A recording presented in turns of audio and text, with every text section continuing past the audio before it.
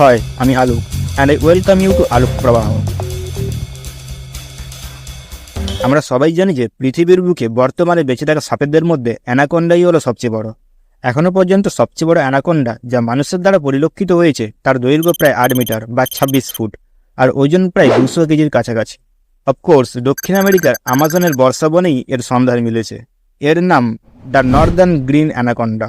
কিন্তু এখন যদি পৃথিবীর সৃষ্টির সময় থেকে ধরা হয়, তবে কি ভেবে দেখেছেন পৃথিবীর সবচেয়ে বড় সাপ কোনটি? কিছুদিন আগে পর্যন্ত মনে করা হতো টাইটানোবুয়া ছিল পৃথিবীর সবচেয়ে বড় সাপ।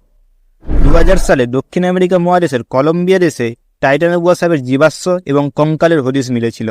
রিসার্চারদের মতে এর দৈর্ঘ্য ছিল প্রায় 13 থেকে 14 ফুটের মতো আর ওজন প্রায় 700 থেকে 1200 কেজি।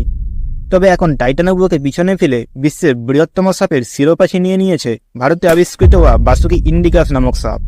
2004 সালে ভারতের গুজরাট রাজ্যের কচ্ছের রণ অঞ্চলের একটি কয়লা খনি থেকে এর দেহাবশেষ পাওয়া যায়। ইন্টারেস্টিংলি টাইটানোবুয়া নামক সাপটির দেহাবশেষও একটি কয়লা খনি থেকেই উদ্ধার করা হয়েছিল। 2004 সালে কঙ্কালগুলি নিয়ে খুব বেশি পরীক্ষা নিরীক্ষা করা হয়নি, কিন্তু বর্তমানে পরীক্ষা নিরীক্ষার মাধ্যমে জানা যায় এটা একটি প্রাচীন সাপের অটিকায় কঙ্কালের ভগ্নাবশেষ। জানা যায় যেখানে টাইটানোবুয়ার দৈর্ঘ্য 13 থেকে 14 ফুটের মধ্যে, সেখানে ভারতে পাওয়া বাসুকি ইন্ডিকাসের দৈর্ঘ্য 15 মিটার অর্থাৎ 50 ফুট বা তার আরও বেশি।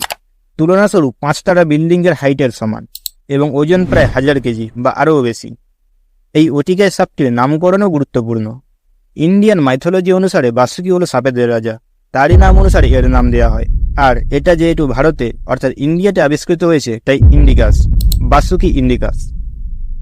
পরীক্ষায় এও জানা যায় টাইটানোবুয়ার সাথে বর্তমান অ্যানাকোন্ডা জাতীয় সাপের মিল বেশি।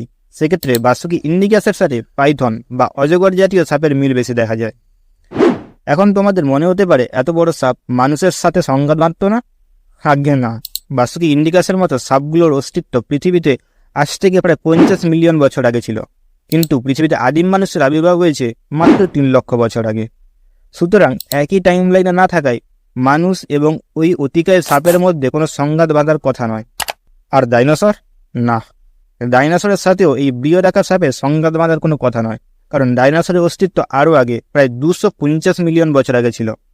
ইন্টারেস্টিংলি বিজ্ঞানীরা এখন মনে করেন যে বর্তমানে যত ধরনের সাপের অস্তিত্ব পৃথিবীতে রয়েছে তাদের পূর্বপুরুষেরা ছিল বিশাল আকৃতির, তবে সময়ের সঙ্গে তাদের আকৃতি ক্রমশ ছোট হয়ে গেছে। অবশেষে ভিডিওটি ভালো লাগলে লাইক ও কমেন্ট করুন। Good bye.